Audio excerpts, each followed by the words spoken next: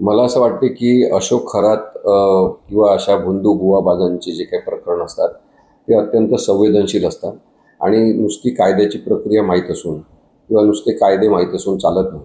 तर त्याच्यामध्ये जो बेकायदेशीरतेचा दृष्टिकोन आहे अशा लोकांचा, एकूणच अंधश्रद्धेच्या नावाखाली बाजार करणं, फसवणूक करणं, स्त्रियांचं लैंगिक शोषण करणं, खूप मोठ्या प्रमाणामध्ये प्रॉपर्टी जमा करणं, अवैज्ञानिक दृष्टिकोन वापरणं आणि लोकांची संपूर्ण दिशाभूल करणं इतक्या लेवलला की मोठे मोठे राजकीय नेतेसुद्धा त्याच्यामध्ये अडकवणं, या सगळ्या गोष्टी असल्यामुळे खूपच संवेदनशीलतेने ही केस चालवण्याची गरज आहे.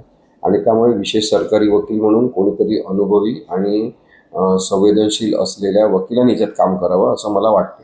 माझं असं म्हणणं आहे की महाराष्ट्रामध्ये खूप चांगले चांगले वकील आहेत, परंतु आपण आत्तापर्यंत केवळ एकाच व्यक्तीला विशेष सरकारी वकील म्हणून डोक्यावर घेऊन प्रस्थापित केलं.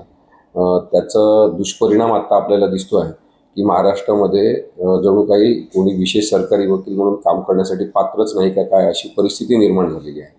ॲडव्होकेट अजय मिसर हे माझे मित्र आहेत आणि त्यांनी त्यांच्या कामाच्या व्यस्ततेमुळे नकार दिलेला आहे ही केस चालवण्यासाठी. कारण की त्यांच्या एकट्यावरच CBIच्या केसेस, SITच्या अनेक केसेस, अनेक गंभीर प्रकरणं हे सरकारने त्यांनाच विशेष सरकारी वकील म्हणून सध्या दिलेले आहेत.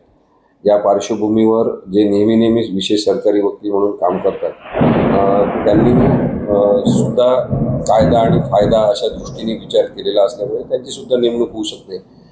कारण की ते कुठेही असले तरी मीच सरकारी वकील, विशेष सरकारी वकील राहणार असा त्यांचा दुराग्रह असतो. तर मुख्यतः प्रश्न असा आहे की आपण लीगल लीडरशिप केव्हा तयार करणार.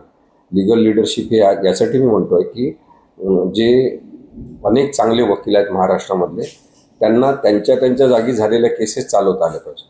त्यामुळे विशेष सरकारी वकील साधारणतः स्थानिक असला पाहिजे, म्हणजे केसमध्ये पटापट पुढच्या गोष्टी घडतात आणि कायदेशीर प्रक्रिया वेगवान पद्धतीने होऊन गुन्हेगारांना लवकरात लवकर शिक्षा मिळू शकते.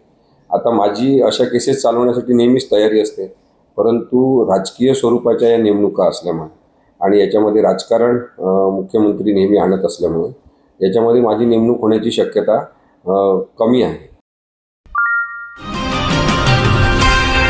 सर्जनशील न्यूज.